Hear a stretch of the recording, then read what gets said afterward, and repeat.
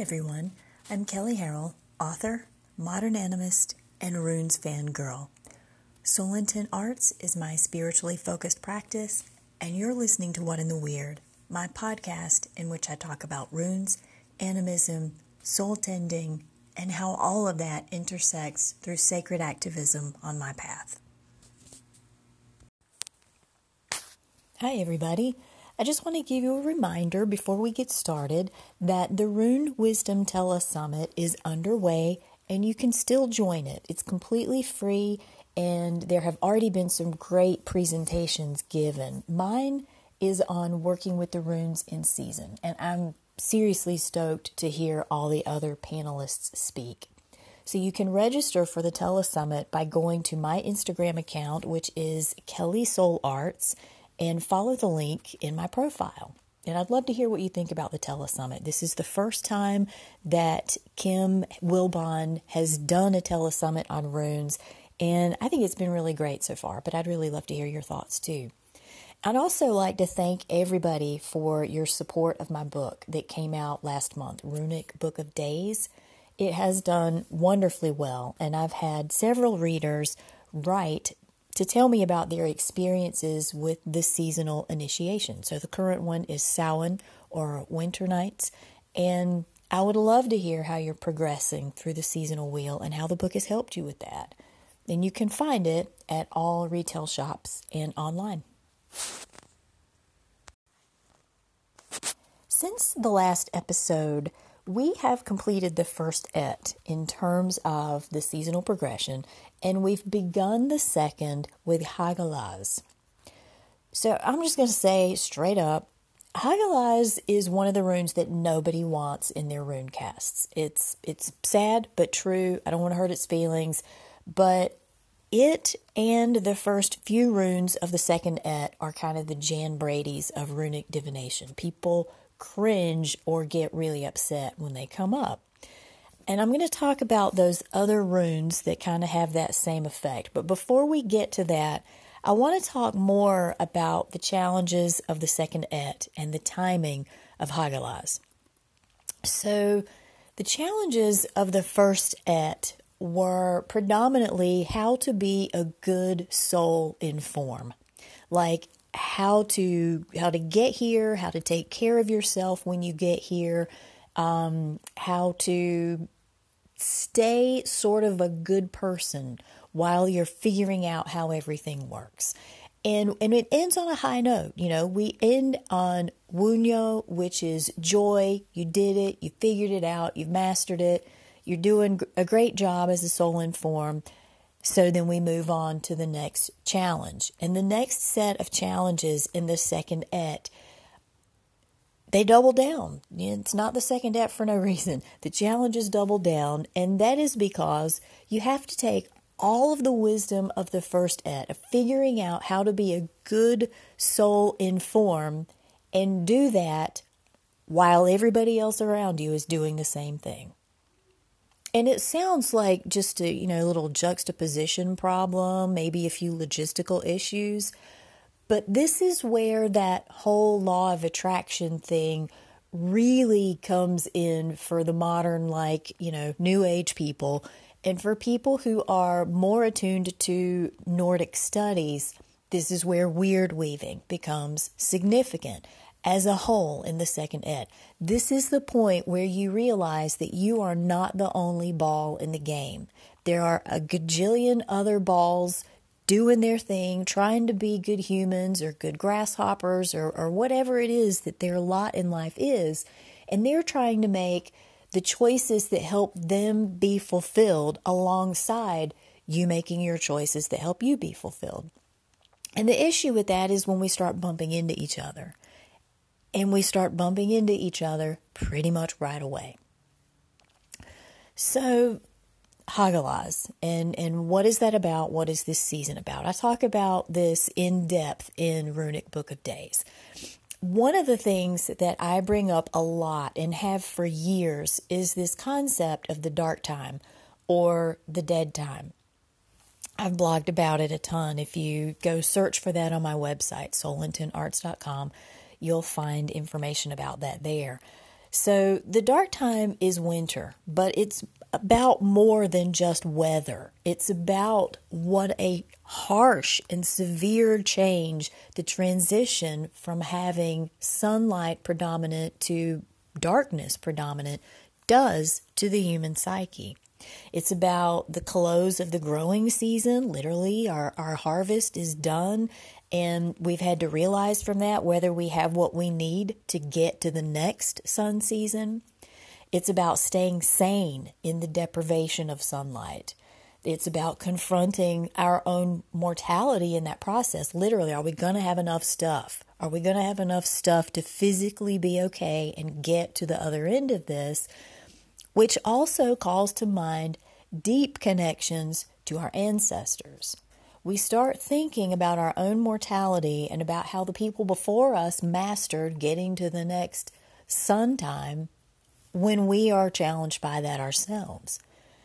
So when you think about those aspects of this darkness in the year, historically, ancestrally, and even now how the dark season affects us with seasonal affective disorder, it's easy to see why the dawning of the shadow time turns our psyche to more creepy thoughts. With those aspects of the season in mind, let's talk a little bit more about Hagalaz and the cycle that it begins. So the first of the second et, it means hail. It represents adversity, literally of a frozen variety, but it's generally interpreted as caustic, external, uncontrollable change, which is a pretty damn big deal, and it explains why nobody wants it in their casts. It means cataclysmic change that just kind of happens. There's not necessarily any warning. There's no idea of how it's going to manifest and dealing with the outcome of that destruction.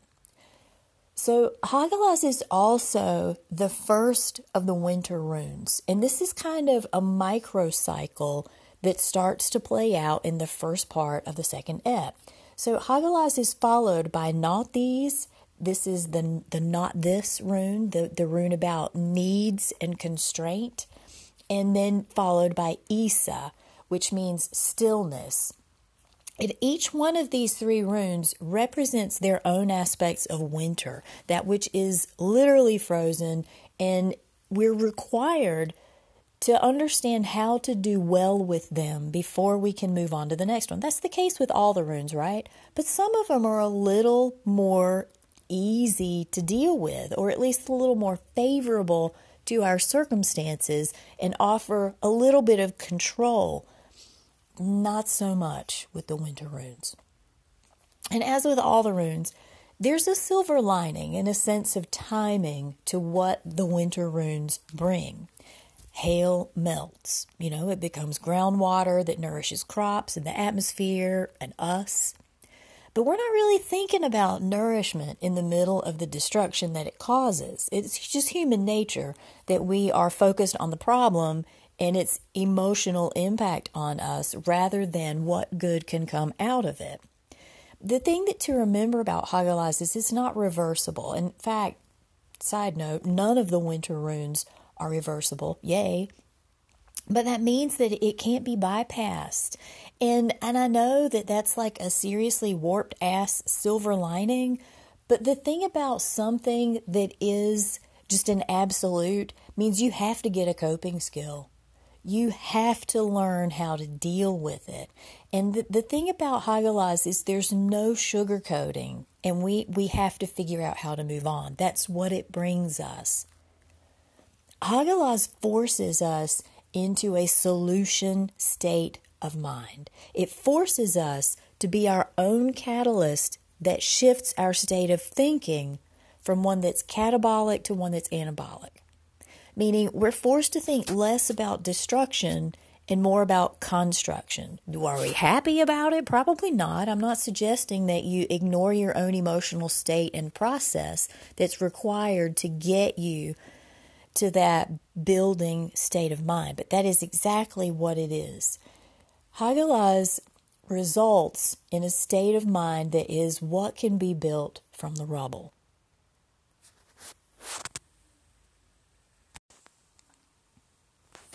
As you go into the dark season, have your resources ready. I mean, that's really the main thing that Hagalaz offers us at this time of year. It's kind of like a warning. This is here. You know it's coming. Winter is winter. Are you ready?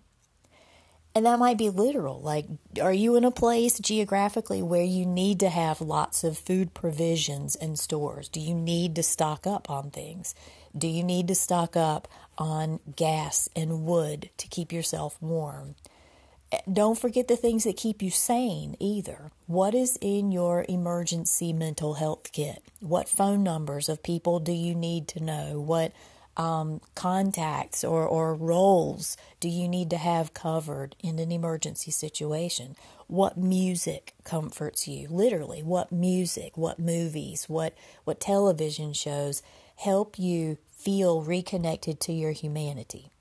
And from an animistic standpoint, what spirits of the cold season are allies? What offerings can you give to them? How can you honor them this time of year? It's the only time of year that some nature allies are here. How can you show up for them? Now is the time to get the self-care part of your house in order. That's it for this episode.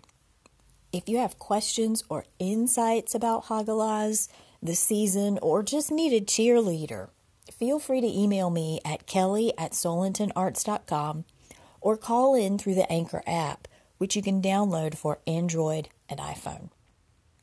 Also, check out earlier episodes by downloading them from Google Play or iTunes. They're also available on other platforms.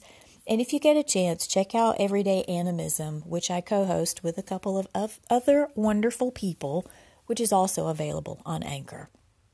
You can learn more about me and my work and what blasphemous things I've been posting about by visiting solentonarts.com or on Instagram at Kelly Soul Arts. I'm Kelly, and thank you for listening to What in the Weird.